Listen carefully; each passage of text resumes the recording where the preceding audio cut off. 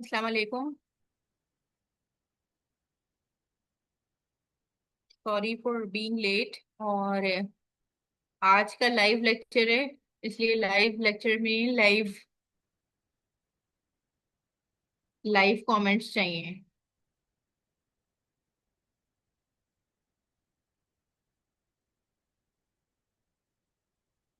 ठीक है, ये कोई रिकॉर्डेड लेक्चर नहीं है।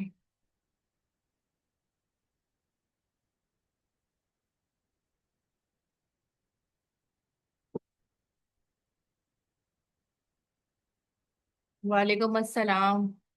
बस ये छोटा सा टॉपिक है जो कि मैंने अभी अभी बनाया है, एक दो घंटे में, विद इन 2 आवर्स, इसलिए थोड़ा सा लेट हो गया। अच्छा, मेरी आवाज आ रही है ना सबको?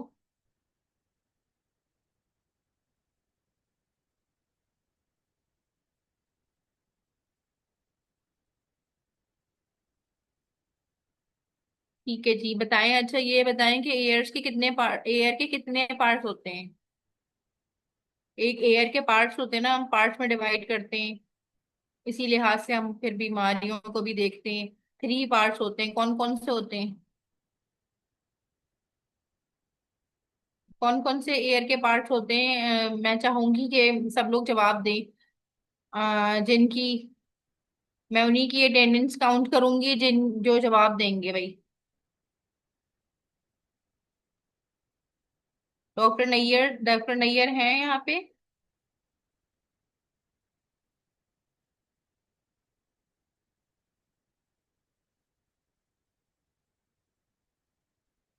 जी, डॉक्टर तहरीम जो है, आप अच्छा, एक्सटर्नल।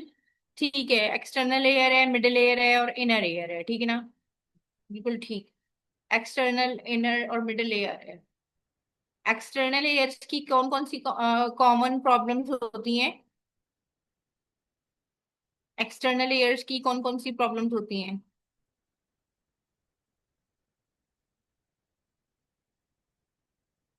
डर्मेटाइटिस हो सकता है, बिल्कुल। एक्सटर्नल एयर की प्रॉब्लम्स बताएं कौन कौन सी हो सकती हैं जिसके साथ हम पेशेंट प्रेजेंट करते हैं एक्सटर्नल एयर की। ओटाइटिस एक्सटर्ना हो सकता है जी। और otitis externa itself, otitis externa क्या चीज है? What is otitis externa? Boil हो सकता है। ओटाइटिस एक्सटर्ना की इटसेल्फ, ओटाइटिस एक्सटर्ना क्या है? ITIS जिसमें लग जाता है, वो तो कोई भी इन्फ्लेमेशन होती है। अब inflammation of the external air है ना ये, इन्फ्लेमेशन ऑफ एक्सटर्नल एयर है। अब उसमें one of the cause is infection. ठीक है, एक्सटर्नल एयर की इन्फ्लेमेशन है, एक इन्फेक्शन भी हो सकता है उसके अलावा। Otitis externa is basically inflammation. जब हम किसी भी चीज के आगे ITIS आई टेस्ट लगा देते हैं, उसका मतलब इन्फ्लेमेशन है। और इन्फ्लेमेशन क्या होती है? स्वेलिंग होती है, इरिटेशन होती है।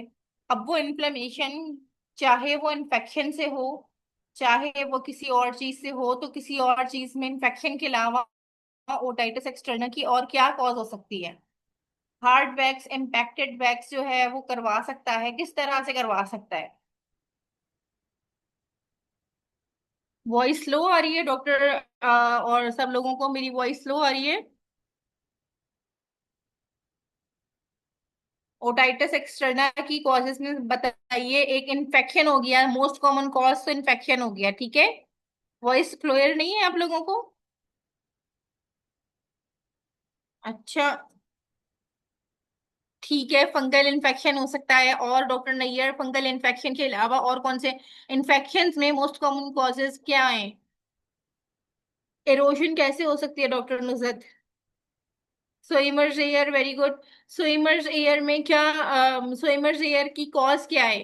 जिसको हम स्विमर एयर कहते हैं, उसकी कॉज क्या है? स्विमिंग के बाद हो रहा है ये तो पता चल रहा है, लेकिन कॉज क्या है? बैक्टीरियल है, इन्फ्लेमेशन है, इन्फेक्शन है? बताएं, क्या है इसकी कॉज? स्विमर्स एयर की कॉज फंगल इन्फेक्शन है, बैक्टीरियल इन्फेक्शन है, वायरल इन्फेक्शन है, या कोई इन्फेक्शन नहीं है, कोई एक्जिमा है, कोई डर्मेटाइटिस है, कुछ भी हो सकता है ना? इन्फेक्शन है जी, बिल्कुल ठीक doctor Nusrat, doctor Rabia, doctor और कोरंगी से कौन है अभी? डॉक्टर तहरीन है? नहीं, वो तो वो यहाँ पर है। अच्छा, देखिए, most common cause is bacterial infection. Most common cause bacterial infection है। फंगल इन्फेक्शन मोस्ट कॉमन नहीं है।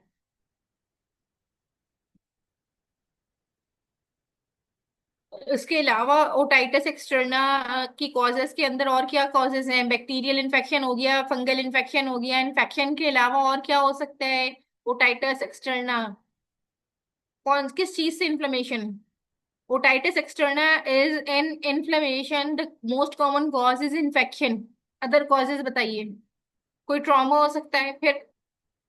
सोइलिंग of the tympanic membrane, doctor Nayyar, tympanic membrane जहां आ जाती है ना, वहां से मिड लेयर स्टार्ट हो जाता है। एक्सटर्नल एयर की कोई भी कॉजेज हो सकती हैं। बैक्टीरियल, वायरल, फंगल, ये तो सारे इन्फेक्शंस आ गए। इन्फेक्शंस के अलावा एयर है क्या? एक्सटर्नल एयर है क्या? External air is compose of what? कोई स्पेशल स्ट्रक्चर है उसके? किससे बना हुआ है एक्सटर्नल एयर? हमारे जो एयर्स के पार्ट हैं उसमें एक्सटर्नल एयर की एक्सटेंशन कितनी है? कार्टिलेज से बना हुआ है, बोन से बना हुआ है, स्किन से बना हुआ है? एक्सटर्नल एयर के अंदर एक ऑडिटरी, एक्सटर्नल एयर की एक्सटेंशन बताएं। और एक जो एक्सटर्नल एयर का पार्ट है, एक आउटर जो पिन्ना कहलाता है, और कहाँ तक है एक्सटर्नल एयर? एक्सटर्नल एयर को हम कहाँ तक डिफाइन करेंगे? क्या यूस्टेशियन ट्यूब जो बीच में जो आती है, एक्सटर्नल ऑडिटरी कैनाल जो आती है, सॉरी, एक्सटर्नल ऑडिटरी कैनाल जो है, क्या वो एक्सटर्नल एयर का पार्ट है या नहीं? डॉक्टर नैयर बताएं। एक्सटर्नल ऑडिटरी कैनाल क्या वो एक्सटर्नल एयर का पार्ट है या नहीं? यस।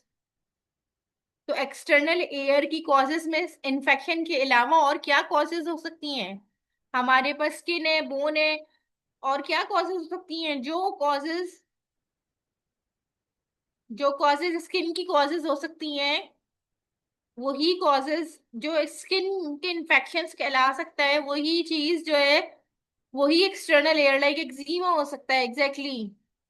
इंजरी हो सकती है, एक्जीमा हो सकता है स्किन के ऊपर, और डर्मेटाइटिस हो सकता है, कॉन्टैक्ट डर्मेटाइटिस हो सकता है। किसी चीज से कॉन्टैक्ट है, कोई इरिटेशन, इरिटेशन हो रही है ना, तो उससे किसी बंदे को कॉन्टैक्ट डर्मेटाइटिस होता है किसी चीज से, लेट सपोज तो उसको किसी बालियों से, किसी ईयर रिंग से, किसी चीज से हो रहा है, तो वो वहां पे भी कॉन्टैक्ट डर्मेटाइटिस करेगा ना। या किसी को उसके अलावा और कौन से डर्मेटाइटिस हो सकते हैं? स्किन है ना, स्किन के इन्फेक्शंस कोई भी, स्किन की और क्या कंडीशंस होती हैं? फरंकल्स जो होते हैं वो हो सकते हैं, वही के इन्फेक्शन हो सकते हैं, वही स्किन के जो इन्फेक्शंस हैं। पस्ट्यूल्स हो सकते हैं, एटोपी भी आ सकती है, एलर्जिक। उसके अलावा सेबोरिक डर्मेटाइटिस बहुत कॉमनली हो सकता है। सेबोरिक डर्मेटाइटिस में क्या होता है? ज्यादा उसका फीचर किस तरह का होता है सेबोरिक डर्मेटाइटिस का? Psoriasis, very good. सोरियोसिस भी हो सकता है। जो चीजें स्किन की कंडीशंस को इन्वॉल्व करती हैं, वो एक्सटर्नल एयर को भी इन्वॉल्व करेंगी, ठीक है। अब एक केस आया है, 12-year-old boy is brought to you complaining of right ear pain for the past 24 hours. The mother states that he spent the past 4 days swimming in the pool. She noticed some fluid on his pillow after he woke up in the morning. इसको कुछ थोड़ा discharge भी हो रहा है air से, air pen के साथ आया है, राइट एयर पेन के साथ। 4 दिन से बच्चा स्विमिंग कर रहा था। The patient states that he has been using cotton swabs in his ear to remove excess water. Excess water हो जाता है स्विमर जब कर रहे होते हैं, या शॉवर ले जाते हैं कभी कभी। On examination the patient is afebrile, और ऑटोस्कोपी पे purulent material in the in ear canal with significant erythema. जो एयर कैनाल है उसके साथ सिग्निफिकेंट एरिदीमा है, प्यूरिलेंट मटेरियल है, टिम्पैनिक मेम्ब्रेन भी इरिथमेटियस है। He has pain when you pull on the pinna, जो कि जब आप पिन्ना को ऊपर, एक्सटर्नल लेयर को वो जब खींचते हैं ऊपर, एक साइन होता है, इसके अलावा भी ट्रिगर साइन भी होता है, और उसके अलावा पेना को जब खींचते हैं तो पेन है उसको, ठीक है, राइट। क्या क्या इसकी फाइंडिंग्स है, नोट की है आप लोगों ने?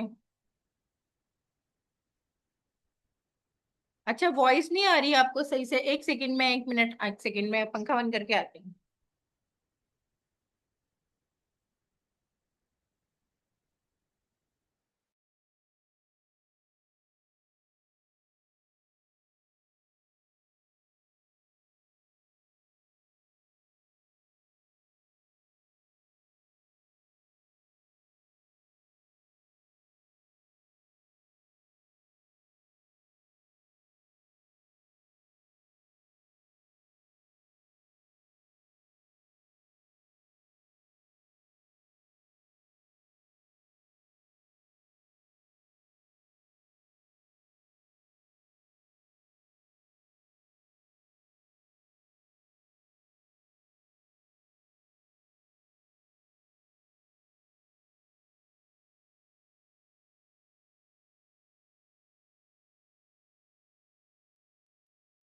अब आवाज आ रही है? आवाज आ रही है लेकिन तस्वीर नहीं आ रही।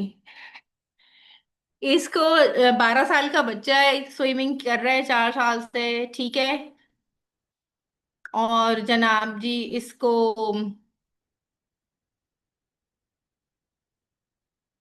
4 साल से स्विमिंग कर रहा है, इसको जो है 4 साल से, सॉरी 4 दिन से स्विमिंग कर रहा है।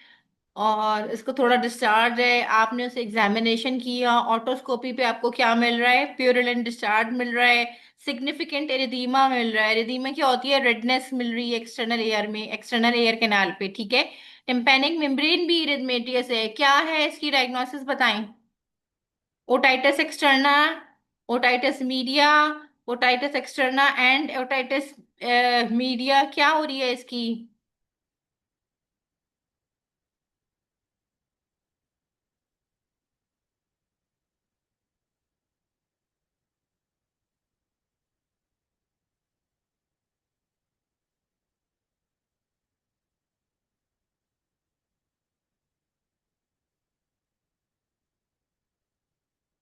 इसको क्या हो रहा है? ओटाइटिस एक्सटर्ना हो रहा है, ओटाइटिस एक्सटर्ना और मीडिया हो रहा है, क्योंकि इसमें टिम्पैनिक मेम्ब्रेन भी इरिथमेटिकस हो रही है ना। या फिर ओटाइटिस मीडिया हो रहा है।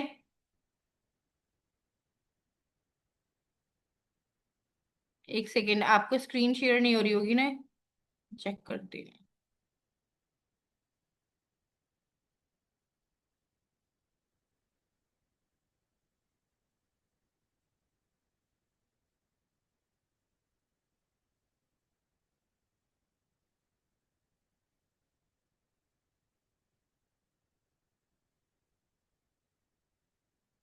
स्क्रीन नजर आ रही है?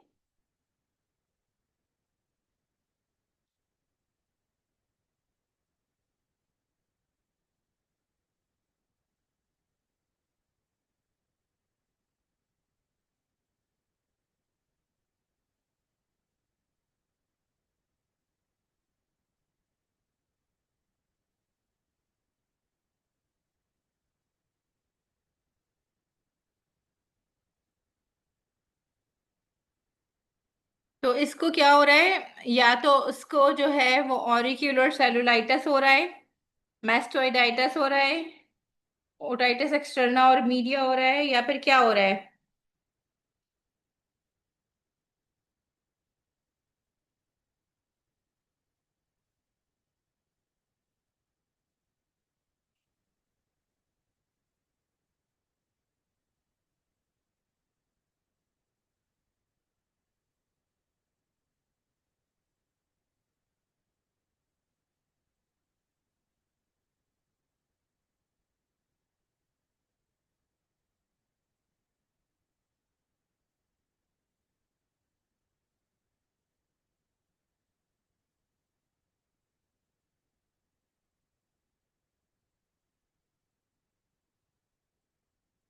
आवाज आ रही है मेरी?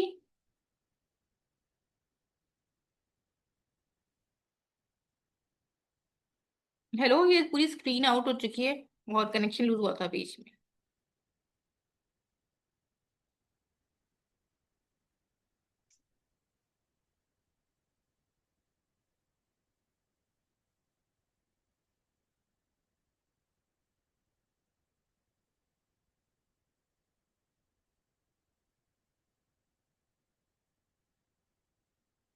यार ये मैंने शेयर करने की कोशिश की लेकिन नहीं हो रही।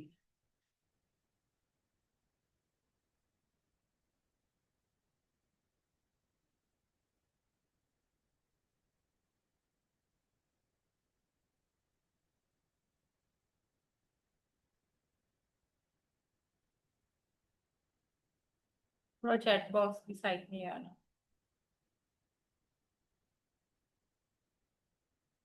Chat box.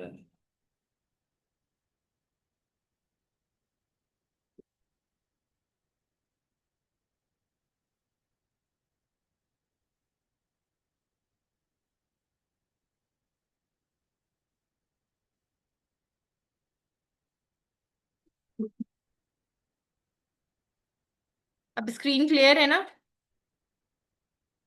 क्या हो रहा है इसको, सब लोग जवाब दें प्लीज। इसको इसको क्या हो रहा है, A B C D E में से क्या हो रहा है? Otitis media, otitis externa, otitis media and externa, auricular cellulitis हो रहा है इसको, या मास्टोइडाइटिस हो रहा है इसको?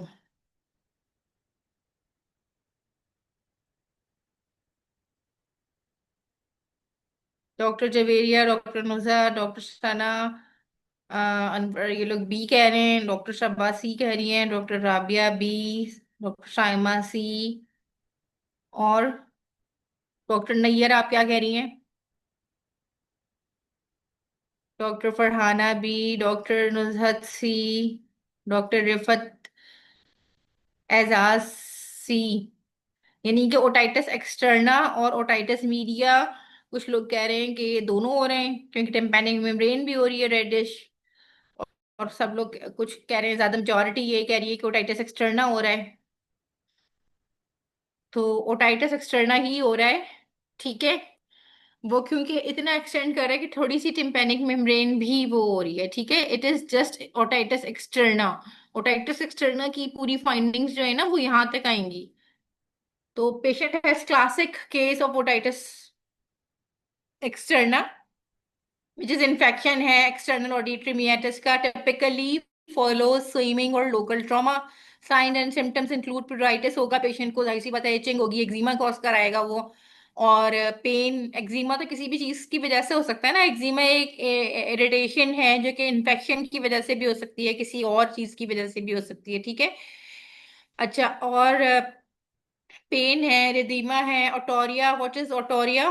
जो कि डिस्चार्ज होता है ना, डिस्चार्ज कॉज कराएगा, रिदीमा कॉज कराएगा, एडीमा कॉज कराएगा। ये सारे फीचर्स जो इन्फेक्शन के हो रहे हैं पानी जाने की वजह से और उसकी वजह से डिस्चार्ज कॉज कराएगा, बिल्कुल। तो ये सारे ओटाइटिस एक्सटर्ना के फीचर्स हैं। Tympanic membrane will often be erythematous in otitis externa. This does not indicate a concomitant otitis media. इसका मतलब ये नहीं है कि ओटाइटिस मीडिया भी हो रहा है। ओटाइटिस मीडिया की इन्फ्लेमेशन किस चीज की है? वो मिडल लेयर है, टिम्पैनिक मेम्ब्रेन के बाद से शुरू होती है ना, वो अंदर से टिम्पैनिक मेम्ब्रेन की मिडल लेयर शुरू कहाँ से होता है? मिडल लेयर जो है वो कहाँ से कहाँ तक होता है? जो मिडल लेयर है उसके इन्फेक्शन में बेसिकली हो क्या रहा होता है? ये जो आपको टिम्पैनिक मेम्ब्रेन थोड़ी इरिथमेटियस नजर आ रही है, उसकी कॉज क्या है? मिडिल ईयर टिम्पैनिक मेम्ब्रेन से शुरू होता है ना, बीच में जो एयर ड्रम होता है। जब हमारे पास ये वाली टिम्पैनिक मेम्ब्रेन इरिथमेटियस नजर आ रही है, what is the cause of this tympanic membrane erythematous? जिसकी इरिथमेटियस हो रहा है, जो ये रेडनेस हो रही है, ये किस वजह से हो रही है इस वाले इसके अंदर? हमने जैसे सब लोगों ने कहा कि भाई सी हो रहा है, क्योंकि हमें लग रहा है कि भाई टिम्पैनिक मेम्ब्रेन इरिथमेटियस हो रही है, लेकिन otitis media, what is otitis media? Why not जिन लोगों ने ओटाइटिस एक्सटर्ना जवाब दिया, ये बताएं कि टिम्पैनिक मेम्ब्रेन इरिथमेटियस आ रही है, ठीक है। जिन लोगों ने ये जवाब दिया है कि भाई ये तो ओटाइटिस एक्सटर्ना है, ठीक है, बिल्कुल आपका आंसर बिल्कुल ठीक है। लेकिन ओटाइटिस मीडिया क्यों नहीं है? ये मीडिया में भी तो टिम्पैनिक मेम्ब्रेन में इरिथमेटियस मिलती है ना। What is otitis media? Otitis media के पीछे होता क्या है? कौन सा इन्फेक्शन होता है? Air infection? भाई एयर तो एक्सटर्नल भी है, इनर भी है, मिडिल लेयर भी है। ऑसिकल्स तो इनर ईयर तक, मिडिल ईयर में ठीक है ऑसिकल्स होते हैं, लेकिन उसके अंदर इन्फेक्शन कहाँ चल रहा होता है बेसिकली? टिम्पैनिक मेम्ब्रेन की एक्सटर्नल साइड पे चल रहा होता है या इनर साइड पे चल रहा होता है, कहने का मकसद ये है। जो आपको टिम्पैनिक मेम्ब्रेन, जो मिडिल ईयर का इन्फेक्शन होता है ओटाइटिस मीडिया, बिल्कुल ठीक, टिम्पैनिक मेम्ब्रेन के इनर साइड पे चल रहा होता है ना, जो कि वो जो इरिथमेटियस जो बल्जिंग लुक दे रहा होता है, वो अंदर से इन्फेक्शन चल रहा होता है, मिडिल ईयर के अंदर चल रहा होता है, जो कि आपको बिहाइंड बिहाइंड द कर्टन एक जो ईयर कर्टन है, बिहाइंड द कर्टन जो सीन नजर आ रहा होता है, जो इरिथमेटियस है वो अंदर के सीन नजर आ रहा होता है, जो उसको इरिथमेटियस करा रहा होता है। अभी जो इरिथमेटियस करा रहा है वो किस वजह से करा रहा है? अभी बाहर वाली जो साइड है,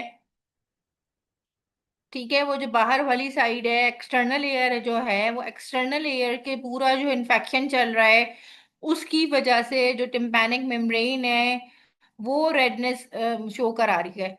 अंदर से मामला क्लियर है यानी कि, जबकि जब ओटाइटिस मीडिया होता है तो ओटाइटिस मीडिया मींस के जब आ रहे होते हैं ओटाइटिस मीडिया के साथ प्रेजेंट कर रहा होता है कोई, बच्चे ज्यादातर ओटाइटिस मीडिया के साथ आ रहे होते हैं, तो उसमें टेम्पैनिक मेम्ब्रेन बल्जिंग होती है, रिदमेटियस होती है। उसका क्या मतलब होता है? पीछे से इन्फेक्शन चल रहा है, पस चल रहा है, फिर फाइनली वो बर्स्ट होके टेम्पैनिक मेम्ब्रेन और फिर वो एयर डिस्चार्ज होता है। इसके अंदर क्या हो रहा है, वो टाइटस एक्सटर्ना, बाहर बाहर से इन्फ्लेमेशन, बाहर बाहर से इन्फेक्शन है, ठीक है।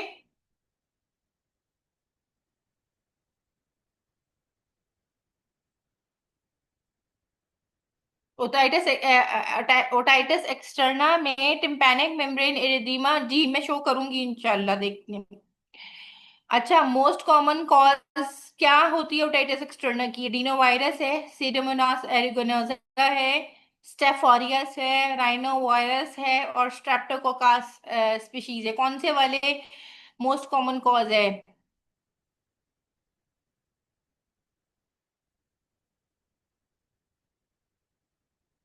डॉक्टर नाइला कह रही है स्ट्रेप्टोकोकस है, डॉक्टर नैयर कह रही है सीडोमोनास एरिगोनोजा है, डॉक्टर साइमा चांडियो कह रही है स्ट्रेप्टोकोकस है। तो आंसर क्या है इसका? इसका आंसर है सीडोमोनास एरिगोनोजा। बेसिकली सबसे मोस्ट कॉमन कॉज जो है इस ओटाइटिस एक्सटर्ना की, जो कि स्विमर्स रेयर है ना, वो सीडोमोनास एरिगोनोजा है, ठीक है। और उसके बाद next common cause staph aureus होती है, ई नहीं है इसमें। स्किन वाले इन्फेक्शन ज्यादातर स्टेफ ऑरियस कराते हैं ना, लेकिन ये क्योंकि ये स्विमर्स रेयर है इसलिए इसमें सीडोमोनास एरिगोनोजा है, right. So 90% of otitis externa is caused by bacteria, 10% is caused by fungal. Streptococcus नहीं है। जब जो मोस्ट कॉमन कॉज जो स्किन इन्फेक्शंस के भी स्टेफ होते हैं, ठीक है, लेकिन ये सोइमर्स एयर है, सीडोमोनास एरिगोनोजा है। उसके बाद staph aureus is the next common pathogen. So actually it is the overgrowth of these bacteria in the moist or traumatized air canal that leads to otitis externa, ठीक। फिर क्या होता है कि एक्जिमोइड जो ओटाइटिस एक्सटर्ना है, इसमें एक्जिमा होता है, सेबोरिया होता है, ठीक, और उसके अलावा कॉन्टैक्ट डर्मेटाइटिस है।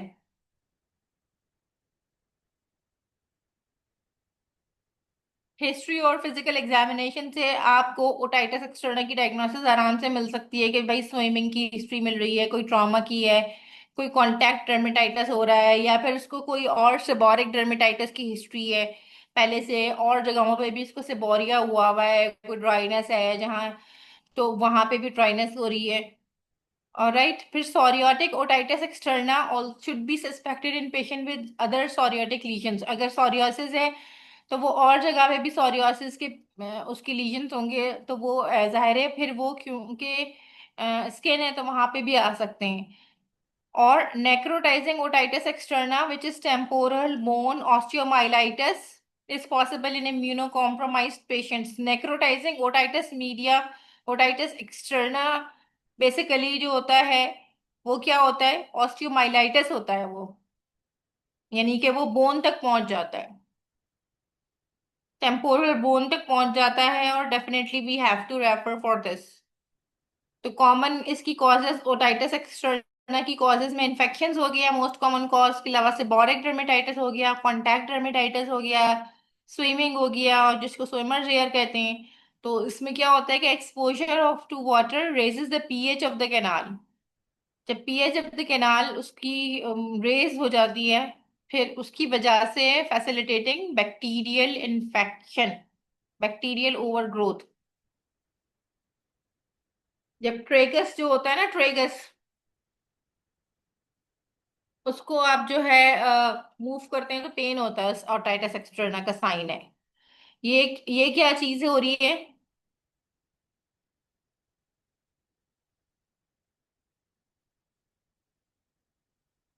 क्या ट्रीटमेंट देंगे? ये क्या हो रहा है? ओटाइटिस एक्सटर्ना हो रहा है, ट्रीटमेंट बताएं, इसमें क्या हो सकती है? इसमें फीचर्स बताएं, आपको क्या क्या नजर आ रहा है? अच्छा ठीक है, मेरे आपके पास एक पेशेंट आया है, आपने उसकी डायग्नोसिस में लिखा हुआ है ओटाइटिस एक्सटर्ना। फीचर्स बताएं ऑन एग्जामिनेशन, फोकस एग्जामिनेशन बताएं इसका। मैं कहती हूँ हर पेशेंट का एक जनरल फिजिकल एग्जामिनेशन होगा, जो कि होता है anaemia, cyanosis, jaundice, oedema, lymph nodes. ठीक है। अब इसके अंदर जनरल फिजिकल एग्जामिनेशन में आपने एनीमिया देख लिया, अगर फॉर एग्जांपल पेशेंट का एनीमिया है, लिम्फ नोड्स देख लिए आपने, क्योंकि जाहिर है एक इन्फेक्शन चल रहा है ना। उसके बाद आप फोकस्ड एग्जामिनेशन में आपने क्या लिखना है पूरा बताएं मुझे कि इसको क्या हो रहा है। ये इसका लेफ्ट ईयर है, लेफ्ट ईयर में फोकस एग्जामिनेशन पूरी डिस्क्रिप्शन के साथ मुझे बताएं कि फोकस एग्जामिनेशन क्या होगा। एरिदीमा है, स्वेलिंग है, और अब आपने एक डायग्नोसिस बनाई भी है, और आप कह रही हैं कि ना ये दिस इज ओटाइटिस एक्सटर्ना। और मैं कहूंगी कि मुझे नहीं पता, आप कह रही हैं ये ओटाइटिस एक्सटर्ना है, मुझे फाइंडिंग्स बताएं, आपके सामने है ये।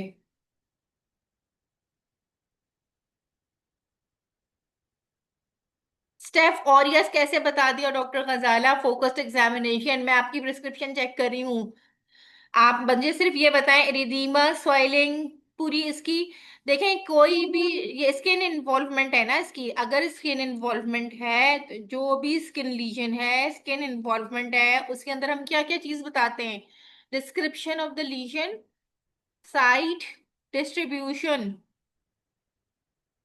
डिस्ट्रीब्यूशन में साइट क्या है? लेफ्ट एयर पूरा इन्वॉल्व है, part of the ear involve है, क्या क्या चीजें हो रही हैं? ठीक है, रेड है, अब आप उसको रेड इन कलर ऐसे तो नहीं लिखेंगे, मुझे फोकस एग्जामिनेशन की फाइंडिंग्स चाहिए। जैसे डॉक्टर शर्मा ने बताया एरिदीमा, सॉइलिंग, उसके अलावा डिस्ट्रीब्यूशन तो नहीं बताई उन्होंने। Distribution all over the crusted lesion भी आ रहा है इसके ऊपर, ठीक है बिल्कुल। तो उसके अंदर क्या आएंगी? डॉक्टर नैयर आप बताएं इसकी focused examination findings please. Erythematous, edematous, swelling of the whole ear, very good doctor Rifat. और थोड़ा सा नीचे से क्रस्टेड लीजन आ रहा है, एक्स्ट, और फिर उसके अलावा डिस्चार्ज भी आ रहा है, all all the ear is involved. Treatment बताएं। Patient is in severe pain, patient कह रहा है मुझे बहुत सिवियर पेन हो रहा है, हॉट, हॉट भी हो सकता है ये, ठीक है। रेडनेस है, रिदीमा है, स्वेलिंग है, जाहिर सी बात है, और फिर डिस्चार्ज हो रहा है, हॉट भी होगा। आप टच करोगे इसको अपने हाथ के पीछे ये वाले एरिया से, तो उसको आपको हॉट फील होगा, ठीक है। Erythematous swelling in the left ear along with the crusted lesion, and discharge भी थोड़ा थोड़ा सा लग रहा है, वेरी गुड। ठीक है, रेड रेड स्वेलिंग है, all over the year involve है, स्वेलिंग है, रेडनेस है, एरिदीमा है, क्रस्टिंग है, ये सारी फीचर्स लिख सकते हैं, ठीक है ना इसमें, और पूरा ईयर इन्वॉल्व है, ओटाइटिस एक्सटर्ना है। फिर उसके बाद आपने ट्रीटमेंट बताएं। अब ट्रीटमेंट बताइए इसकी। डॉक्टर साइमा चांडियो मुझे ट्रीटमेंट बताएं, डॉक्टर नैयर, डॉक्टर कुत्सिया, कोई भी बता दें डॉक्टर। मुझे ट्रीटमेंट प्रिस्क्रिप्शन बताएं इसकी, प्रिस्क्रिप्शन। एंटीबायोटिक, ठीक है वेरी गुड, एंटीबायोटिक तो होगी। एंटीबायोटिक तो उसको मिलेगी, बैक्टीरियल इन्फेक्शन हो रहा है इसको, ठीक है ना। हमने अभी कहा है ना, सीडोमोनास एरिगोनेजा क्या है? बैक्टीरिया है ना। सीडोमोनास एरिगोनेजा सोइमर्स एयर की मोस्ट कॉमन कॉज है। फिर उसके बाद स्टेफ ऑरियस जो है वो स्किन इन्फेक्शन की मोस्ट कॉमन कॉज है। तो स्किन इन्फेक्शन में अगर सिर्फ सिंपल इसका कोई स्विमिंग हिस्ट्री नहीं है, तो staph aureus can be the most common cause. Amoxicillin इतना अच्छा कवर नहीं करती है स्किन इन्फेक्शन को वैसे। आप मुझे इसकी प्रिस्क्रिप्शन बताएं, पेशेंट आई है आपके पास, इसकी प्रिस्क्रिप्शन लिख के दें। इसकी प्रिस्क्रिप्शन लिख के दें मुझे। ये पेशेंट आई है, 25 year old female comes to you with this condition. Prescription बताएं, उसका वेट है 55 kg। इसकी प्रिस्क्रिप्शन लिख के दिखाएं, इसमें इसकी मेडिसिन बताएं। Antibiotic, anti allergy, pain killer, antibiotic, anti allergy, pain killers, ठीक है। कोई टॉपिकल देंगे? उसका पूरा, इसकी हमने थोड़ा सा एक्सटर्नल लेयर ऑटोस्कोपी की, तो हमको जो है वो redness, erythema, swelling external layer canal में मिली, difficult to examine tympanic membrane. Neomycin cream लिख के दे दी। जरूरी नहीं है कि आप जेडएमटी में बैठी हुई हैं, आप फ्री हैंड हैं, ठीक है। आप फ्री हैंड हैं, मेरी तरफ से आप जो हैं वो लिखें इसकी ट्रीटमेंट। जेंटामाइसिन एयर ड्रॉप्स, और ठीक है, पैरासीटामोल दे दी। बेटर बेटर पैरासीटामोल है या कोई एनसेड्स हैं? Ciprofloxacin 500 milligram BD CPM. और टॉपिकल एप्लीकेशन देंगे कोई? ब्रूफेन ज्यादा बेटर है जी डॉक्टर नुसरत। एनसेड ज्यादा बेटर है ना, इन्फ्लेमेशन भी हो रही है, पेन हो रहा है बेसिकली, तो जाहिर सी बात है उसमें एनसेड ज्यादा बेटर है पैरासीटामोल से। ठीक है, सेफराडीन दे रही है doctor Farah Asif, doctor Sana sorry.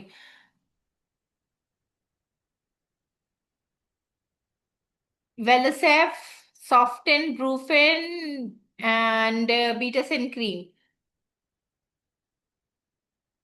ठीक है, आप सबके जवाबात तकरीबन मिलते जुलते सही हैं, बिल्कुल सही। आप बिल्कुल सही हैं, लेकिन आप एक मिक्सचर दें। क्यों? हमने एंटीबायोटिक तो देनी ही देनी है। इतनी स्वेलिंग, इतनी इन्फ्लेमेशन, इतना पेनफुल कंडीशन है कि हम इसको टॉपिकल स्टीरॉइड्स भी देते हैं, इसकी इरिटेशन कम करने के लिए टॉपिकल स्टीरॉइड्स भी देते हैं, ठीक है। और एंटीबायोटिक भी देते हैं। ईयर पेन है, डिस्चार्ज है, इचिंग है, ऑटोस्कोपी भी आपको रेड स्वेलन एक्जिमेटिस कैलान मिल रही है। मैनेजमेंट में टॉपिकल एंटीबायोटिक और combined topical antibiotic with topical steroid. सबसे पहले तो आप टॉपिकल करें ना, जो चीज जहां से चल रही है उसको वहां से टॉपिकल तो ट्रीट करना ही जरूरी है ना।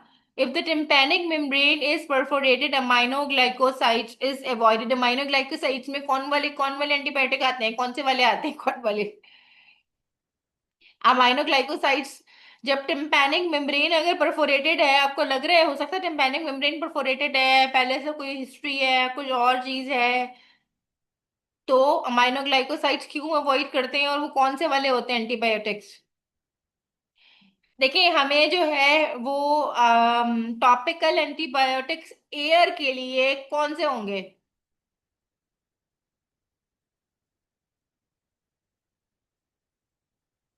फ्यूसिडीन सी टॉपिकल एंटीबायोटिक्स, ठीक है। टेट्रासाइक्लिन है, डॉक्सीसाइक्लिन है, और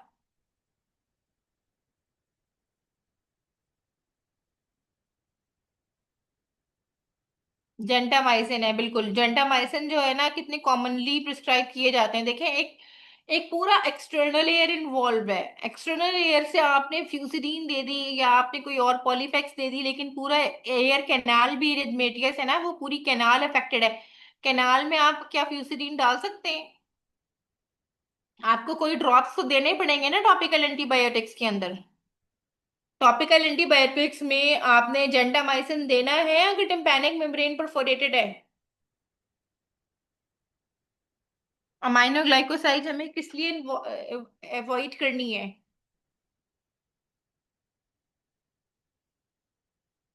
अगर अमाइनोग्लाइकोसाइड्स, हमें हमें एयर ड्रॉप्स, एयर विक देना पड़ेगा।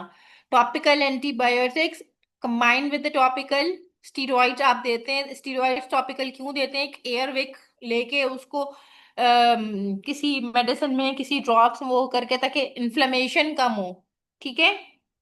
टिम्पैनिक मेम्ब्रेन अगर परफोरेटेड है तो आप अवॉइड करें, वो करवा सकती है, ऑटोटॉक्सिसिटी करवाएगी, खास करके अमाइनोग्लाइकोसाइड्स ऑटोटॉक्सिक होते हैं वो। अगर कैनाल डेब्रिस प्रेजेंट है तो it can be removed if it is there, और एयर, अगर एयर विक यूज कर सकते हैं स्टीरॉइड्स के साथ, उसको वो इन्फ्लेमेशन स्लो वो करवाएगी, ठीक है। अगर सिवियर है तो हम ओरल भी दे सकते हैं, लेकिन अगर आप टॉपिकल एंटीबायोटिक्स और टॉपिकल एंटी वो स्टीरॉइड्स के साथ कॉम्बिनेशन दें तो वो भी रिस्पॉन्ड करेगा, ठीक है। सेकेंड लाइन के अंदर अगर हम देखें तो अगर ये हमें consider consider contact dermatitis with neomycin, कभी कभी नियोमाइसिन से कॉन्टैक्ट डर्मेटाइटिस भी हो जाता है कुछ कुछ लोगों को जिनको सेंसिटिविटी है, ठीक है। फॉर एग्जाम्पल किसी ने नियोमाइसिन अप्लाई की है, उसके बाद नियोमाइसिन से कॉन्टैक्ट डर्मेटाइटिस हो रहा है। उसके अलावा क्या है, ओरल एंटीबायोटिक्स में फ्लूक्लोक्सासिलिन है। फ्लूक्लोक्सासिलिन जो है वो पाकिस्तान में सच इतनी अवेलेबल नहीं है, लिहाजा हम एम्पेसिलिन या ऑगमेंटिन की तरफ जाते हैं अगर इन्फेक्शन स्प्रेड कर रहा है ओरल एंटीबायोटिक्स के अंदर। तो ओरल एंटीबायोटिक्स में आप एम्पेसिलिन, ऑगमेंटिन, फ्लूक्लोक्सासिलिन इनकी तरफ जाते हैं, ठीक है।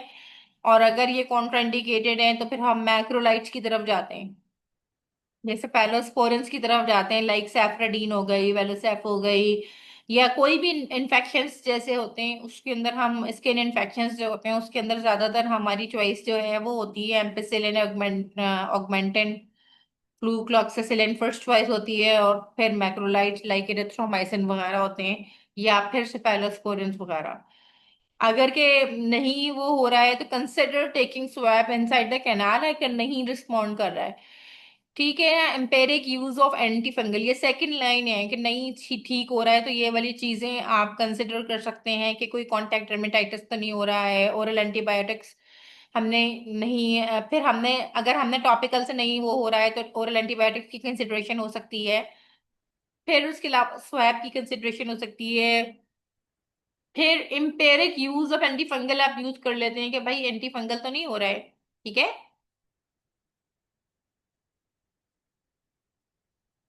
एंटी फंगल मतलब आप एम्पेरिक यूज कर सकते हैं। एम्पेरिक यूज मींस क्या होता है, एम्पेरिकल, एम्पेरिकल मींस व्हाट, हम कुछ चीजों के अंदर एम्पेरिकल ट्रीटमेंट स्टार्ट करते हैं, what does that mean. Doctor Uzma आप बताएं, एम्पेरिकल का मतलब क्या होता है। मैंने यहाँ पे लिखा हुआ है empiric use of anti fungals, एक पेशेंट को हमने ओटाइटिस एक्सटर्ना के साथ आया, हमने उसको टॉपिकल एंटीबायोटिक दे दी, हमने उसको टॉपिकल कोई एयर ड्रॉप्स दे दिए, ठीक है।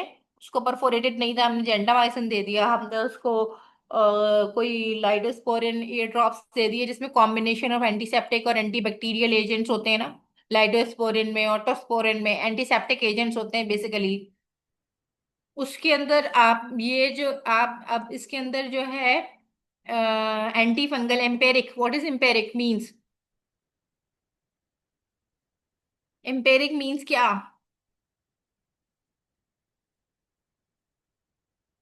कोई बताएगा what is empiric, empiric means क्या होता है।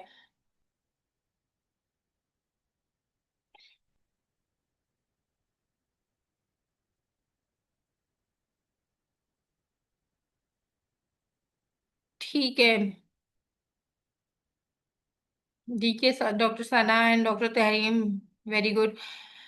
एम्पेरिक मींस, वैसे मैं जिनसे पूछना चाह रही थी, एम्पेरिक मींस के आप वैसे एंटीबायोटिक विदाउट आपको कंफर्मेटरी डायग्नोसिस नहीं है, कंफर्मेटरी तो नहीं है ना, हमने वैसे ही स्टार्ट करा दी on clinical suspicion, clinical suspicious पे आपने एंटी फंगल भी लगा दी कि हो सकता है भाई ये नहीं रिस्पॉन्ड कर रहा, हो सकता है फंगल इन्फेक्शन भी साथ में चल रहा हो, तो empiric use of anti fungal भी कर दी, ठीक है ना। फिर भी अगर आपको नहीं रिस्पॉन्ड कर रहा है पेशेंट को, तो जाहिर है आपने रेफर ही करना है। मैलिग्नेंट ओटाइटिस मीडिया क्या होता है, malignant otitis media means what, अभी थोड़ी देर पहले बताया था जिसका कोई और टर्म के साथ। What is malignant otitis media, is it a cancer, is it what is meant by malignant otitis externa, sorry, malignant otitis externa क्या चीज होती है। ऑस्टियोमलेशिया, ऑस्टियोमलेशिया तो नहीं होती, ऑस्टियोमलेशिया का मतलब बताऊं क्या होता है ऑस्टियोमलेशिया। जो है वो ऑस्टियोमलेशिया का मतलब जो है वो बोन की वीकनेस इसको कहते हैं।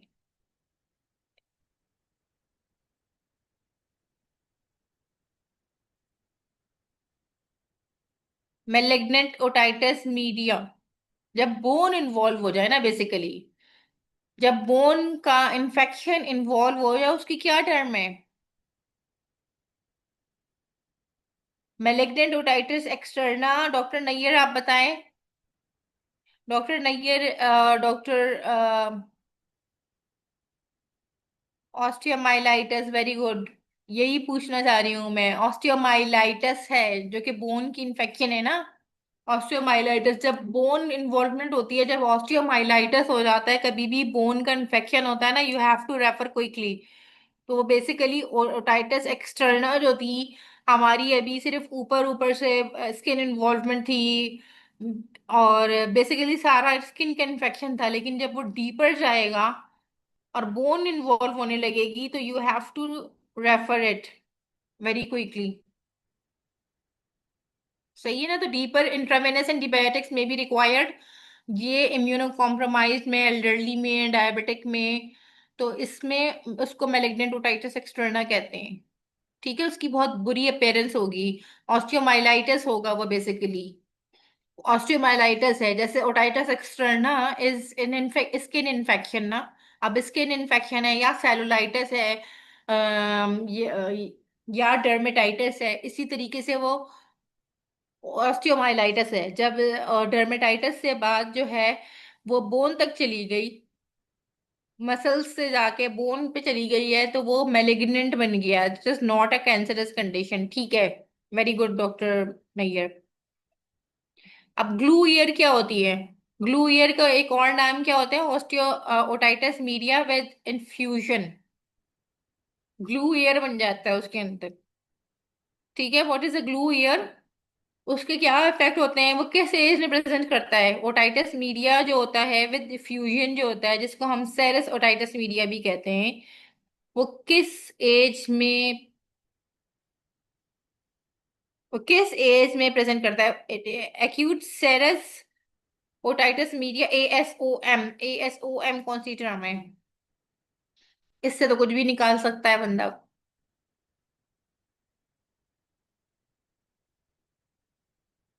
नहीं, न्यू नेट्स पे तो नहीं प्रेजेंट करता डॉक्टर नुजत, चिल्ड्रन में प्रेजेंट करता है। और उसकी प्रेजेंटेशन कैसी होगी? ग्लू ईयर किस तरह से प्रेजेंट करता है? मुझे सिम्टम्स बताएं doctor Nayyar, doctor Chandra, doctor Saima Jhandio. सब लोग बताएं, इसके सिम्टम्स बताएं, ग्लू ईयर के सिम्टम्स क्या होंगे? एयर ट्रैवलिंग के बाद वो तो ज्यादातर थोड़ा सा यूस्टेशन ट्यूब डिस्फंक्शन होती है एयर ट्रैवलिंग के बाद, वो सच इतना ग्लू ईयर इसमें नहीं हो सकता। उसको ग्लू ईयर नहीं कहते, जो आप जो एयर ट्रैवल के बाद हो जाता है, यूस्टेशन ट्यूब शॉर्ट्स होती हैं, इसकी वजह से बैलेंस वो सही नहीं होता। पसी discharge from the air, doctor Nuzhat कह रही हैं। एयर पेन, टाइनाइटिस, ग्लू ईयर जो है वो ग्लू, उसमें ग्लू पड़ी हुई है, उसके अंदर कोई इन्फेक्शन नहीं है बेसिकली। वो सेरस ओटाइटिस मीडिया है। सेरस क्या होता है? नहीं डॉक्टर साइमा, पस नहीं होती। Glue air is the otitis media with diffusion, it is not पसी डिस्चार्ज। इसमें सिर्फ सेरस डिस्चार्ज है।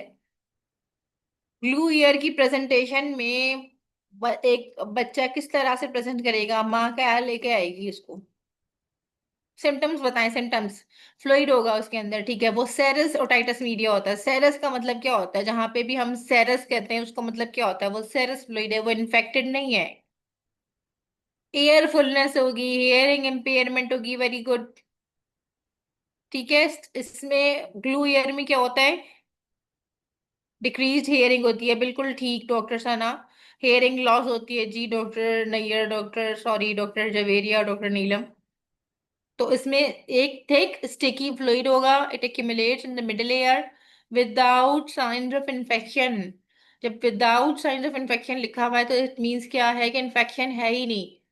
It often affects children fluid buildup behind the ear drum usually painless होता है, it can cause hearing loss और sensation of earfulness. जी बिल्कुल ठीक doctor Saima Chandio. Otitis media with diffusion है, इसकी कॉजेज के अंदर क्या है, यूस्टेशन ट्यूब डिसफंक्शन हो गया है, जो बार बार कॉमन कोई एलर्जीज हो रही हैं, कॉमन कोल्ड्स हैं, इन्फेक्शंस हैं, उसकी वजह से eustachian tube dysfunction. What is the function of eustachian tube? जी बिल्कुल ठीक डॉक्टर नीलम, डिलेड स्पीच हो सकती है, हेयरिंग लॉस बच्चों में प्रेजेंट कर रहा है ना, लेस देन 2 इयर्स में या 2 इयर्स अराउंड इस एज पे प्रेजेंट करता है। ठीक है। तो उसमें जो है अगर हेयरिंग नहीं होगी तो जाहिर सी बात है फिर वो स्पीच डिले आ सकता है। यूस्टेशन ट्यूब का फंक्शन क्या है? यूस्टेशन ट्यूब का फंक्शन ये है कि प्रेशर वो मेंटेन करता है, उसके अलावा फ्लूइड भी ड्रेन कराता है ना। बिल्कुल ठीक डॉक्टर गजाला, ड्रेन करवाएगा वो मिडिल ईयर के जो भी फ्लूइड्स बन रहे हैं उसके उसको ना सिर्फ यूस्टेशन ट्यूब प्रेशर वो कर रहा है बल्कि जो फ्लूइड है उससे भी ड्रेन करा रहा है। अगर यूस्टेशन ट्यूब एलर्जी से, कोल्ड से, इन्फेक्शन से बार बार उसकी डिसफंक्शनिंग हो रही है, ब्लॉकेड हो रही है, तो फिर वो फंक्शन नहीं कर रहा, फ्लूइड बिल्डअप हो रहा है। फ्लूइड बिल्डअप हो रहा है तो क्या हो रहा है, वो फ्लूइड इन्फेक्टेड नहीं है, वो इन्फेक्टेड नहीं है अभी, वो हो सकता है मतलब सेकेंडरीली, लेकिन जिसको हम ग्लू ईयर कह रहे हैं उसमें कोई पेन नहीं होगा। इन्फेक्शन जो है ना वो पेन कॉज कराता है, जब पसी होगा वो पेन कॉज कराता है। अभी डिस्चार्ज नहीं होता, कोई बच्चा आपके पास आता है और पेन के साथ आता है और फीवर के साथ आता है, that is acute otitis media। ठीक है। जी तो मेन फंक्शन यूस्टेशन ट्यूब का मेंटेन प्रेशर भी है और फ्लूइड ड्रेन कराना है। तो अगर वो डिसफंक्शन करेगा तो वो क्या कराएगा, एक्यूमुलेशन ऑफ फ्लूइड कराएगा और वो उससे हेयरिंग लॉस होगी, हेयरिंग लॉस होगी तो स्पीच डिले हो सकता है जैसे डॉक्टर नीलम ने कहा। Frequent upper respiratory tract infection होंगे, एलर्जीज होंगी। डायग्नोसिस पे क्या नजर आएगा आपको? ऑटोस्कोपी पे, सॉरी, ऑटोस्कोपी पे आपको डल रिट्रैक्टेड एयर ड्रम आएगा। ठीक है, उसमें एक जो है वो फ्लूइड्स होंगे बिहाइंड द ईयर ड्रम, और टिम्पैनोमेट्री जो है मिडिल ईयर फंक्शन की फंक्शनिंग वो कराते हैं। लेकिन अगर हमने सिर्फ उसकी ऑटोस्कोपी करके दी देखी उसकी सिम्टम्स से कि इसको हियरिंग प्रॉब्लम हो रही है, कोई मदर लेकर आई है, तो आपको एक डल रिट्रैक्टेड ईयर ड्रम नजर आएगा, फ्लूइड होगा। ऑडियोमेट्री अगर उसके लिए करवाएंगे, इसका हियरिंग लॉस हो रहा है क्योंकि, तो ये चीजें हम करवा सकते हैं कि इसको बहुत ज्यादा इफेक्ट तो नहीं कर रहा। इसकी मैनेजमेंट में क्या करेंगे हम, सेरेस ओटाइटिस मीडिया के साथ फर्स्ट टाइम आपको सस्पेक्ट कर रहा है कि बच्चा स्कूल में, या फिर 3 साल 4 साल का बच्चा है, या वो उसको हियरिंग में प्रॉब्लम हो रही है बहुत ज्यादा और आपको डल रिट्रैक्टेड मेम्ब्रेन नजर आ रही है, आपने इसको सेरेस ओटाइटिस मीडिया सस्पेक्ट किया, इसकी मैनेजमेंट बताएं, इसको मैनेज कैसे करेंगे, सेरेस ओटाइटिस मीडिया को मैनेज कैसे करेंगे, ट्रीटमेंट बताएं, क्या करना है इसको? सेरेसोटाइटिस मीडिया आपने डायग्नोस कर लिया, क्या करना है इसको? कोई पेन नहीं है, फीवर नहीं है, कोई टिम्पैनिक मेम्ब्रेन पे आपको डल रिट्रैक्टेड एयर ड्रम और serous fluid behind the ear मिली है, क्या क्या ट्रीटमेंट है इसकी, क्या करेंगे? फर्स्ट टाइम आपके पास मदर आई है बच्चे के साथ, रेफर टू ईएनटी डॉक्टर गजाला कह रही हैं, और फर्स्ट टाइम में ही आप रेफर कर देंगी? आपके पास अभी फर्स्ट टाइम आई है, वेलसेल्वा मैनोवर डॉक्टर रईस अमरूही से कह रही है, डॉक्टर सॉरी राहिला, वेलसेल्वा मैनोवर अभी फ्लाइट फ्लाइट से थोड़ी आ रहा है वो, मतलब उसको उसको फ्लूइड डेवलप हो रहा है ना। ग्रोमेड इंसर्शन बिल्कुल ठीक डॉक्टर शबा, लेकिन अभी तो आपके पास फर्स्ट टाइम प्रेजेंटेशन हुई है ना।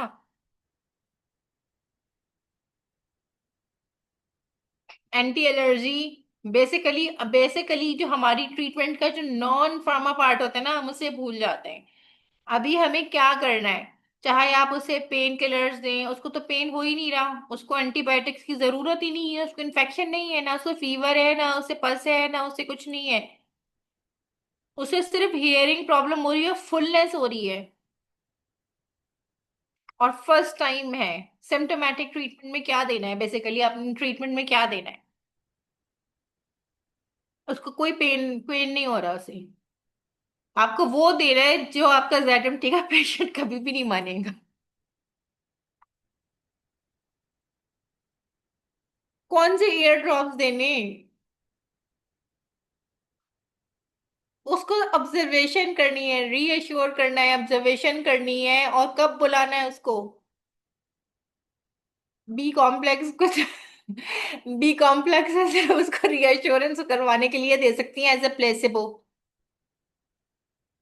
वो तो आप वैसे ही कहते हैं ना कि आप लाइंग पोजीशन में ड्रिंक और ईट ना करें, लेकिन ये कि सेरेसोटाइटिस मीडिया में करना क्या है? फॉलो अप पे बुलाना है उसको। हमें कहना है कि it it spontaneously resolves on its own. हो सकता है थोड़े दिन में ये खत्म, ये कॉमन कोल्ड है, अगर ये कॉमन कोल्ड और उसके साथ अगर आ रहा है या फिर रिकरेंट हो रहा है, हमने यूस्टेशन ट्यूब की डिसफंक्शन की लेट सपोज कॉज मालूम कर ली, तो चलो उसे ट्रीट कर लिया। लेकिन सेरेस मीडिया में बेसिकली हमें जो है ना वो फॉलो अप पे बुलाना है। ठीक है ना, ग्रोमेट इंसर्शन फर्स्ट टाइम में नहीं कर देंगे हम। तो usually resolve on its own by wait for 6 to 12 week. That is why मैंने कहा कि हमारा जेडएमटी का पेशेंट कभी भी नहीं मानेगा। आप उसे बेशक एंटी एलर्जी दें या फिर आप उसे बी कॉम्प्लेक्स दे दें या फिर उसे ऐसे ही वो करें, लेकिन ये कि कहें कि इसको जो है वो एलर्जी से और उससे पहले इस चीज को रूल आउट कर लें अगर आपको कुछ नहीं मिल रहा, और उसको फिर आप 6 to 12 वीक्स के ऊपर फॉलो अप पे बुलाएं और कहें कि इसको रिजॉल्व हो जाएगा। ठीक है। फिर अंडरलाइंग अगर कंडीशंस कोई लगती हैं आपको, कोई एलर्जीज हैं, तो फिर ठीक है आप एंटी एलर्जी दे दो, एंटी हिस्टामीन दे दो, सीपीएम दे दो, अगर के उसको है अंडरलाइंग कंडीशंस।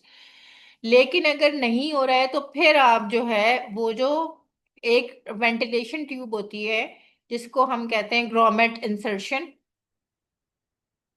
फिर वो ईएनटी को रेफर करेंगे, ड्रेन फ्लूइड और इक्वलाइज प्रेशर। ठीक है ना। फिर उसको जो है हम रेफर करेंगे, पहले हम फॉलो अप में बुलाएंगे। सही है। ओटाइटिस मीडिया की तरफ आते हैं, तो ओटाइटिस मीडिया क्या है?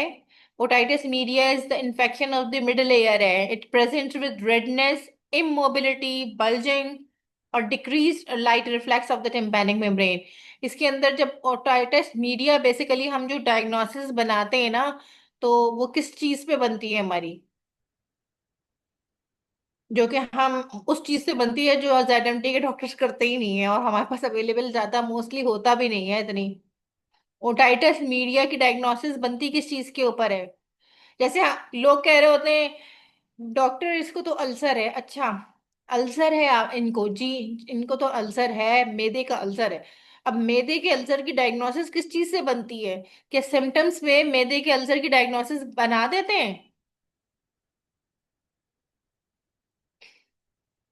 नहीं, एंडोस्कोपी पे बनती है ना। जब तक आप विजुअलाइज नहीं करेंगे तो आपने डायग्नोसिस कैसे बना ली? इसी तरीके से ओटाइटिस मीडिया की डायग्नोसिस, ओटाइटिस मीडिया की जो बल्जिंग है या फिर जो मोबिलिटी है, अभी से आंसर आने पहले शुरू हो गए। ऑटोस्कोपी में बनती है। ओटाइटिस मीडिया, आप पेशेंट आ रहा है आपके पास, एक बच्चा आया है, मदर लेकर आई है, उसे फीवर है, उसको एयर पेन है, वो टैगिंग कर रहा है, अपना एयर पुल कर रहा है। ठीक है, उसके हो सकता है लिम्फ नोड्स भी लार्ज हैं। It is very difficult to examine otitis media. अगर इतना पेन होता है जाहिर सी बात है, और इतनी शॉर्ट उसकी वो होती है, उसको प्रॉपर पोजिशनिंग में एग्जामिन करना एक एक्सपर्ट हैंड का काम है। लेकिन जब आप रिपीटेडली करेंगे तो आपको आदत हो जाएगी और फिर आपको फाइंडिंग्स मिलेंगी। ठीक है ना। अगर एयर डिस्चार्ज और पल्स है तो क्या वो ओटाइटिस मीडिया है? अगर एयर डिस्चार्ज के साथ आ रहा है तो एयर डिस्चार्ज के साथ आ सकता है। ट्रेगस साइन तो ओटाइटिस एक्सटर्ना के साथ भी हो सकता है डॉक्टर शबा। ट्रेगस अगर टेंडर है, ट्रेगस साइन जो होता है वो ओटाइटिस एक्सटर्ना का साइन है। Otitis media is a diagnosis on otoscopy. कहने का मकसद मैं ये कह रही हूँ कि ओटाइटिस मीडिया की आप डायग्नोसिस ऑटोस्कोपी पे करते हो। जब डिस्चार्ज तक आ जाती है ना बात, तो बात कहाँ पहुंच चुकी होती है? ओटाइटिस मीडिया जो है या तो वो क्रॉनिक में जा रहा होता है। अमूमन जो हमारे पास जो पेशेंट्स आ रहे होते हैं ना डिस्चार्ज के, उनका जरा सा हिस्ट्री पूछें, अमूमन ज्यादातर ये लोग निकलते हैं कि भाई रिकरेंट होता है वो।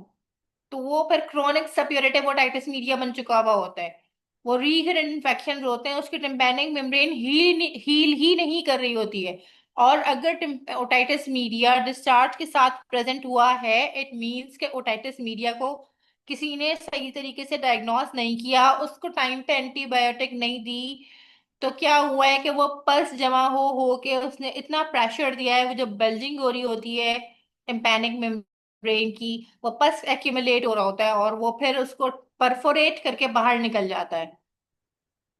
तो imagine the condition of the child के वो बेचारे को इतना पेन हो रहा होता है वहां पस, जहां पे भी पस एक्यूमुलेट होती है वहां पे डेफिनेटली पेन होता है। ठीक है, तो जाहिर है फिर जब डिस्चार्ज की नौबत आ जाती है कि शुरू में पेन है, फीवर है, निगलेक्ट हुआ और उसके बाद वो पस निकल के बाहर आ गई, तो वो फिर एक्यूट ओटाइटिस मीडिया जो है वो पसी डिस्चार्ज के साथ आ रहा है।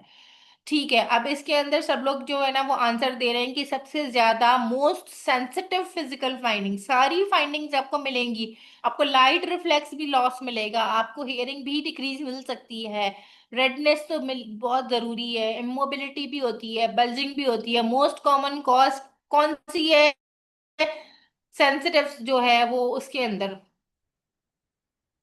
ये जियोमी से कौन है? मेरे ख्याल से ये डॉक्टर वर्दा है आई गेस।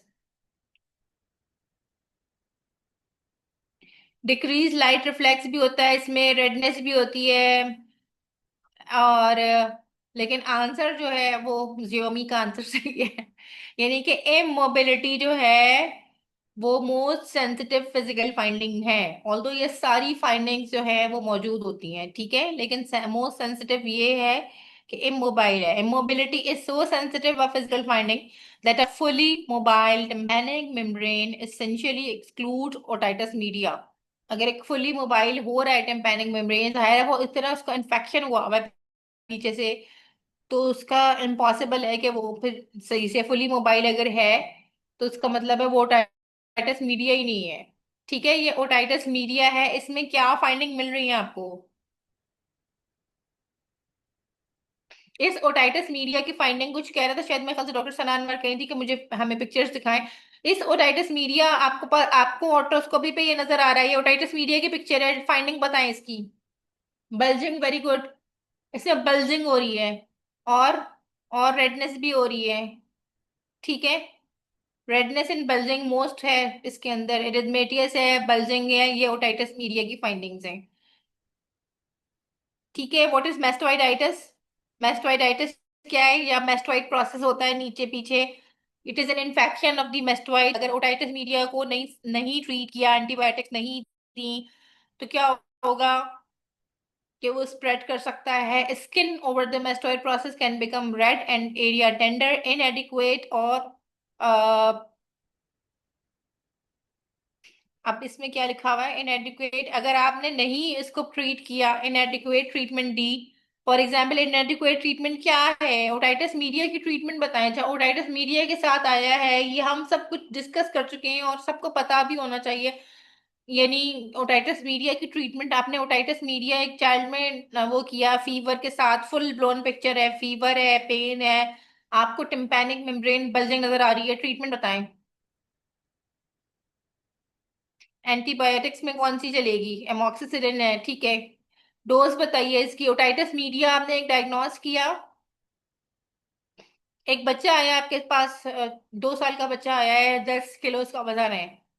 ठीक है, फुल ब्लोन उसको एक्यूट ओटाइटिस मीडिया आपने डायग्नोस किया, उसकी फुल बल्जिंग टिम्पैनिक मेम्ब्रेन है, रिथमेटियस है, उसके अलावा इमोबाइल है, लेट्स सपोज। ठीक है, ये आपने उसकी डायग्नोसिस बनाई है acute otitis media, severe pain के साथ है। या फिर सिवियर पेन के साथ था, फर्स्ट टाइम परफोरेट कर गई, चलो डिस्चार्ज भी आ गया, ये फर्स्ट टाइम है उसका, वो एक्यूट ओटाइटिस मीडिया के साथ आया है। ट्रीटमेंट में syrup amoxicillin 125 milligram, 1 TSF TDS is not the dose of acute otitis media or Javaria. Doctor Ghazala बिल्कुल ठीक है। 80 milligram, 80 to 100 milligram, double the dose of normal. Otitis media में हमें टिम्पैनिक मेम्ब्रेन तक पहुंचानी है एंटीबायोटिक्स, वरना वो जाया हो जाएगी, वो परफोरेट ही रहेगी, उसकी पूरी हियरिंग इम्पैक्ट कर सकती है, इसलिए इसके अंदर हम हाई डोज देते हैं। एक्यूट ओटाइटिस मीडिया में हम हाई डोज देते हैं, डबल द नॉर्मल डोज देते हैं, ठीक है ना। 80 मिलीग्राम देते हैं, 40 मिलीग्राम, तकरीबन हम 30 to 50 मिलीग्राम एमॉक्सिसिलिन पर KG of the body weight होता है नॉर्मल किसी भी इन्फेक्शन में, अपर रिस्पायरेटरी ट्रैक्ट इन्फेक्शन में, ठीक है। लेकिन अगर ओटाइटिस मीडिया है तो उसमें हम डबल डोज देते हैं ताकि उसकी इन्फेक्शन को सही से ट्रीट कर सकें, ठीक है। तो अगर इसमें सही से नहीं ट्रीट करेंगे तो मेस्टोइडाइटिस हो सकता है। मेस्टोइडाइटिस के ऑर्गेनिज्म में हीमोफीलियस है, मोरक्सेला है। क्या करना है मेस्टोइडाइटिस में हमें? हमारे पास मेस्टोइडाइटिस के मेस्टोइड प्रोसेस के इन्फ्लेमेशन है, रेडनेस है, फीवर है, क्या करना है हमें? बीइंग जीपी मेस्टोइडाइटिस के साथ क्या करना है हमें? रेफर करना है, वेरी गुड। मैस्टोइडाइटिस के साथ कोई भी आपके पास पेशेंट आए, यू हैव टू रेफर। उसके अंदर हाई डोज एंटीबायोटिक चलेगी, वो सीटी करेंगे, वो बोर इन्वॉल्वमेंट देखेंगे क्योंकि वो मैस्टोइड एयर सेल्स की इन्वॉल्वमेंट देखेंगे, ईएनटी को रेफर करना है, ठीक है। जो भी वो करेंगे वो उनका काम है, हमें कोई जरूरत नहीं है कि अपने हाथों में ये ले लें।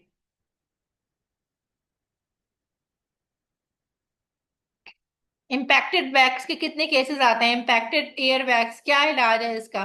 क्या कॉज करा सकता है impacted air wax? Hearing loss करा सकता है, ठीक है। एयर एक एयर फुलनेस, डिजीनेस करा सकता है, टिनाइटिस करा सकता है। डायग्नोस कैसे करते हैं? ऑटोस्कोपी से आपको फौरी पूरा वैक्स नजर आ जाता है। एयर वैक्स कब रिमूव करना है? जब वो सिम्टोमेटिक है। मेल्ट इट आउट सबसे अच्छा इलाज क्या है इसका?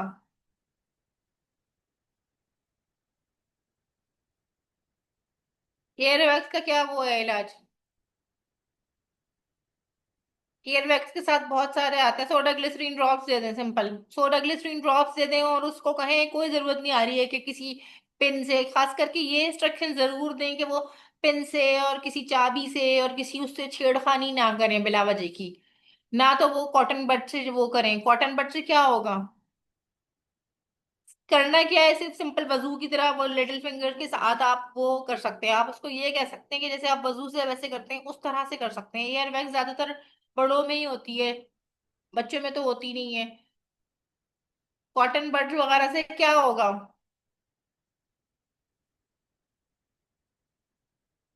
परफोरेशन इतना फिर भी नहीं है। वो मजीद कॉटन बड से क्या होगा? मजीद पुश कराएगा वो अंदर,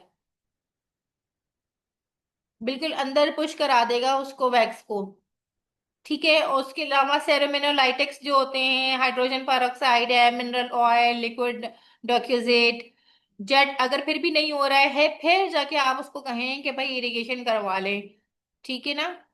तो ये सारे इक्वली इफेक्टिव होते हैं। लेकिन इस तरह के सिम्टम्स जैसे टाइनाइटिस है, रिंगिंग सेंसेशंस जो होती है ना, ये सब भी करवा सकते हैं एयरवैक्स। A 15-year-old boy is presented to you with recurrent discharge from the right ear. As a child, he was treated with grommet insertion due to glue ear, but it was resolved by the age of 6 years. On examination, he is fit and well. 15 साल का एक लड़का आया है आपके पास जिसको recurrent discharge हो रहा है, और वो जब छोटा था तो उसको जो है वो क्या था, ग्लू ईयर था, जो कि सेरस ओटाइटिस मीडिया, जिसका हमने डिस्कस किया कि पहले फॉलो अप में बुलाना है, फिर उसके बाद अगर नहीं रिजॉल्व हो रहा तो फिर ग्रोमेट इंसर्शन के लिए ईएनटी के पास भेज देना है, जो कि वो जो टिम्पैनिक मेम्ब्रेन में एक होल करके ग्रोमेट लगा लेते हैं, और वो ग्रोमेट खुद ब खुद निकल जाता है, फिर वो सही हो जाता है, ठीक है। एग्जामिनेशन पे वो ठीक लग रहा है, कोई फीवर नहीं है, कुछ और नहीं है। ऑटोस्कोपी फाइंडिंग्स पे कुछ इस तरह की फाइंडिंग्स नजर आ रही हैं जिसमें कुछ रिट्रैक्शन पॉकेट्स हैं, ठीक है, और कुछ इस तरह की फाइंडिंग्स नजर आ रही हैं। डायग्नोसिस बताएं इसकी। क्रोनिक सप्यूरेटिव ओटाइटिस मीडिया है, रिकरेंट ओटाइटिस मीडिया है, कोलेस्टियोटोमा है, रिटेन्ड ग्रोमेट है। मदर कह रही है कि हो सकता है इसका ग्रोमेट खुद से निकल गया, जो कि अमूमन खुद से निकल जाता है बाहर, ठीक है। अब आप इसको बताएंगे इसके अंदर जो है क्या डायग्नोसिस लग रही है? Chronic suppurative otitis media, recurrent otitis media, retained grommet या cholesteatoma? Retained grommet doctor Nusrat कह रही हैं, chronic suppurative otitis media. History देखें इसकी, ये है हिस्ट्री में एक बच्चा आया है, लड़का आया है, उसकी मम्मी कह रही है कि इसको बचपन में सेरस ओटाइटिस मीडिया है, अभी उसको रिकरेंट एयर डिस्चार्ज हो रहा है। ठीक है।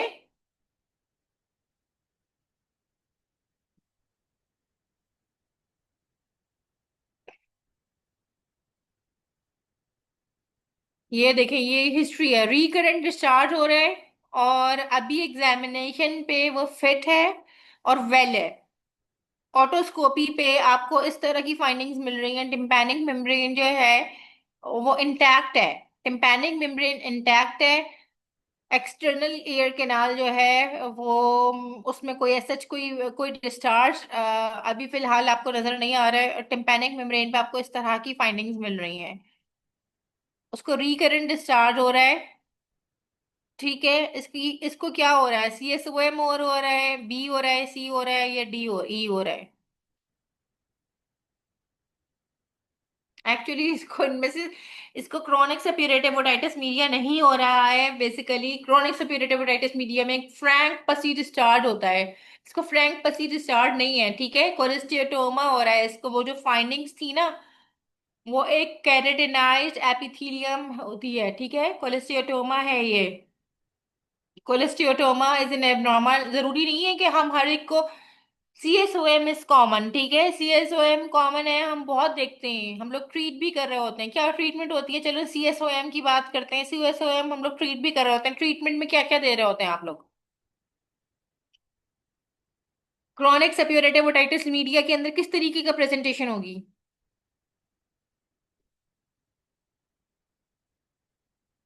क्रॉनिक सप्यूरेटिव ओटाइटिस मीडिया की बात करें तो क्या होगी, उसकी ट्रीटमेंट क्या होगी और प्रेजेंटेशन कैसी होगी? प्रेजेंटेशन तो पसी डिस्चार्ज होता है, बार बार पसी, ये तो होता ही रहता है भाई इसको। ये तो बहता है, इसका कान बहता है, ये होता है। इसका तो कान रसते हैं, इसके बचपन से कान रिसते हैं, ये होता है क्रोनिक सप्यूरेटिव ओटाइटिस मीडिया। एक कॉमन सी प्यूरिलेंट डिस्चार्ज होता रहता है। ठीक है। Non pharma is important in CSM, very good doctor राहिला। क्या है नॉन फार्मा में? नहीं जा रहा पेशेंट, कह रहे हैं नहीं हम सीएसओएम का इलाज, ये तो कान बहता रहता है हमारे, तो इसका तो बड़ा बच्चे का भी ऐसे ही था, आप इसके लिए रेफर कर रही हैं मुझे? अपने तौर पे क्या इलाज करेंगी आप इसको? रिकरेंट डिस्चार्ज तो कोलेस्टियोटोमा में भी हो रहा है ना। एंटीबायोटिक दे देंगी, कब तक देती रहेंगी एंटीबायोटिक? एंटीबायोटिक दी, अभी वो ठीक हो गया, फिर दोबारा आ गया, क्या करेंगी? नॉन फार्मा मेजर्स बताएं मुझे।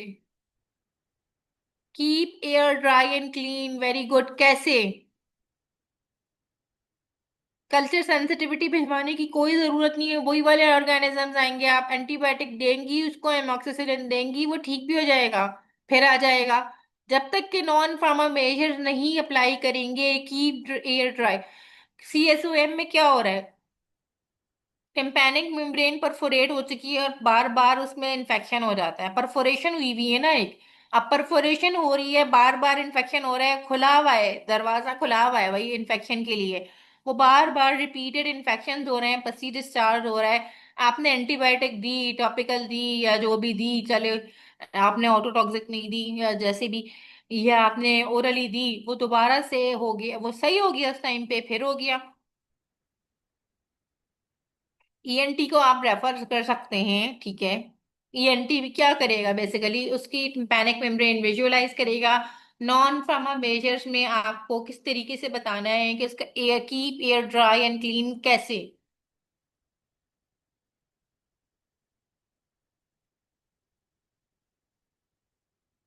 बिल्कुल, ये वाली चीजें तो इनको बतानी है कि भाई ये इस तरीके की चीजें फिंगर वो ना करें, एक्सटर्नल ये नहीं करें। आपको नॉन फार्मा मेजर्स बताइए डॉक्टर फरजाना, रेफर रेफर फौरन से नहीं कर देंगे, पेशेंट नहीं जा रहा है आपके पास, बताएं। रेफर आप कर दें, लेकिन अपने दौर पे आप सबसे पहले रेफर आप करके क्या देख सकते हैं कि टिम्पैनिक मेम्ब्रेन प्रॉपर्ली विजुलाइज करें, अगर कॉन्फिडेंट नहीं है कि टिम्पैनिक मेम्ब्रेन बन जाएगी, tympanic membrane Aahista Aahista heal कर जाएगी। बेसिकली हमें इसको keep the air dry and clean किस तरीके से बताना है, आप ऐसे बता सकते हो कि आप जो है वो कहें कहें कि घर में कोई पुराना लॉन का साफ कपड़ा है कोई, जो कि यूज में नहीं है, उसके छोटे छोटे पीसेस बना लें, धुलावा, ठीक है, और उससे मतलब प्रैक्टिकल भी हो और वो भी हो, आप कॉटन बट साफ नहीं करवाएं, वही वाली बात है कि अंदर रह जाने वाली सिचुएशन ना हो। आप सिंपल कोई लॉन का कॉटन का कोई पुराना कपड़ा, उससे साफ धुलावा से छोटे छोटे पीसेस बनाएं, उससे साफ करें और उसे फेंक दें। इस तरीके से उसको रखें। फिर कॉटन बड से क्लीन करवा वो रखें उसको, थोड़ा सा ऑयल लगा के या वैसलीन लगा के कॉटन बड ऐसे रखें ताकि उसमें पानी ना जाए। ठीक है ना? इस तरीके से आप बता सकते हैं कि keep the air dry and clean. Topical antibiotics या फिर आपने वैसी oral antibiotic they the, this is not the solution ना कि आप CSOM को आप वो करो। आपने दे दी, उस टाइम पे ट्रीट किया, लेकिन लॉन्ग टर्म के लिए उसको आपने बताना है कि एयर ड्राई और वो करना है 6 वीक्स तक एटलीस्ट, और फिर उसके बाद आप ENT विजिट करो। जी doctor Rabia, very good.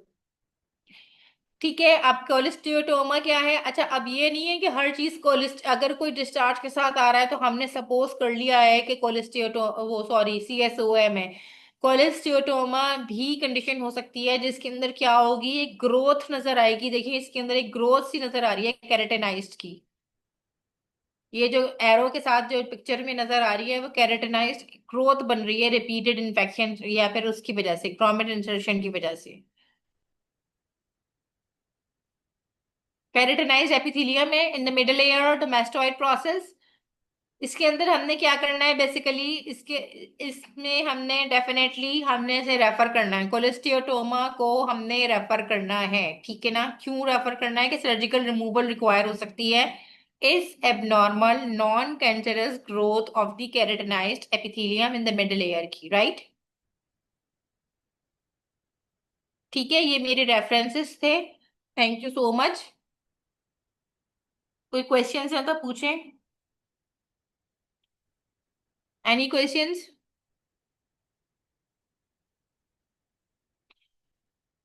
Hopefully कि कुछ समझ आ गया होगा। देखिए मैंने एक्यूट ओटाइटिस मीडिया को नहीं लिया या क्रॉनिक सप्यूरेटिव ओटाइटिस मीडिया को नहीं लिया, वो सब कुछ आपको मतलब पहले से supposedly you are suppose to know all these things.